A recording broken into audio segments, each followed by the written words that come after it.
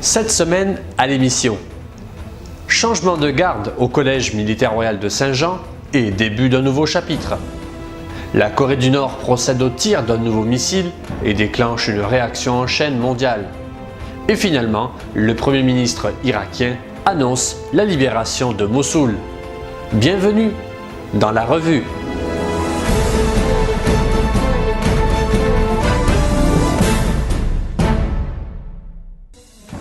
Après 2 ans en poste en tant que commandant du Collège militaire royal de Saint-Jean, le colonel Simon Bernard vient officiellement de remettre les rênes de l'institution au colonel Gervais Carpentier qui commandait encore le 2e bataillon royal 22e régiment tout récemment. Lors d'une cérémonie qui a vu les commandants entrant et sortant échanger les drapeaux officiels, le commandant sortant a souligné les très bons moments qu'il a vécus au collège, avec les collègues et les élèves officiers, mais aussi qu'il avait 2 regrets. Ne pas voir le retour du statut universitaire sous son commandement et qu'il n'a pas eu une 3e année de mandat. Ce à quoi en revanche aura droit son successeur le colonel Carpentier qui aura 3 ans de mandat et sur un plateau d'argent l'annonce officielle à la rentrée du retour universitaire en 2018. Tant l'entrant que le sortant ont rappelé l'importance du CMR Saint-Jean dans la formation des futurs officiers mais aussi de l'ensemble des leaders des forces armées canadiennes. Avec l'été vient le beau temps et avec le beau temps les milliers de cadets dans les camps à travers la province. L'accueil des premiers cadets de cette année 2017 a eu lieu la semaine dernière dans plusieurs camps, dont à Valcartier, avec ce qu'on appelle l'arrivée massive.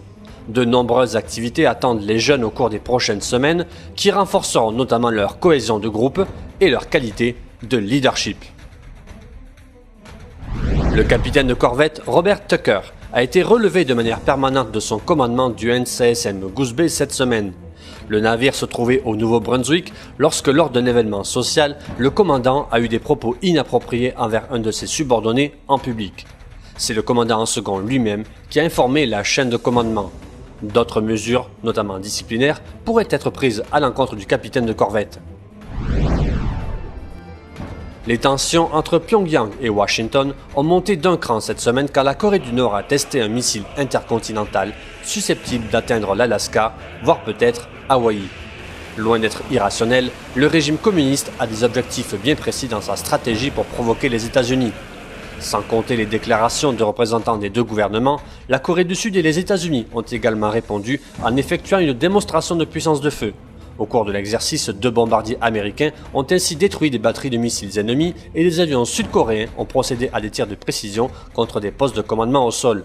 La Corée du Nord a finalement fustigé dimanche les manœuvres militaires des États-Unis et de la Corée du Sud, accusant Washington et Séoul de faire progresser le risque d'une guerre nucléaire sur la péninsule vers un point de basculement. L'état-major au complet a réagi cette semaine face à la polémique suscitée par des militaires en civil qui se sont invités à une cérémonie autochtone à Halifax le jour de la fête du Canada et qui l'ont perturbé, notamment avec des déclarations racistes.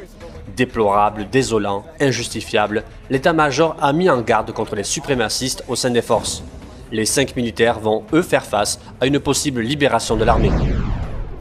Donald Trump et Vladimir Poutine ont eu un échange très vigoureux au sujet des interférences présumées de la Russie dans la campagne présidentielle américaine lors de leur première rencontre vendredi en Allemagne.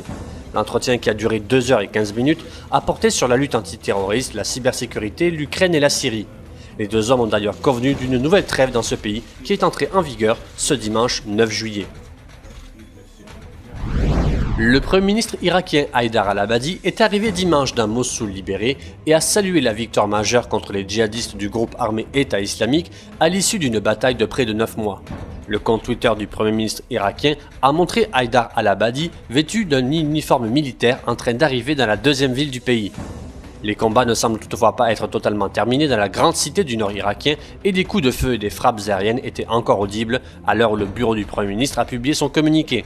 Ces derniers jours, les quelques djihadistes encore présents à Mossoul étaient assiégés dans un réduit de la vieille ville de Mossoul. La reconquête de la ville, dont l'UI avait fait son principal bastion en Irak, est la plus importante victoire de l'Irak face à l'UI depuis que le groupe extrémiste sunnite s'était emparé en 2014 de vastes portions du territoire irakien. Et voilà, merci d'avoir regardé cette revue de l'actualité de la semaine du lundi 3 au dimanche 9 juillet. Rendez-vous la semaine prochaine.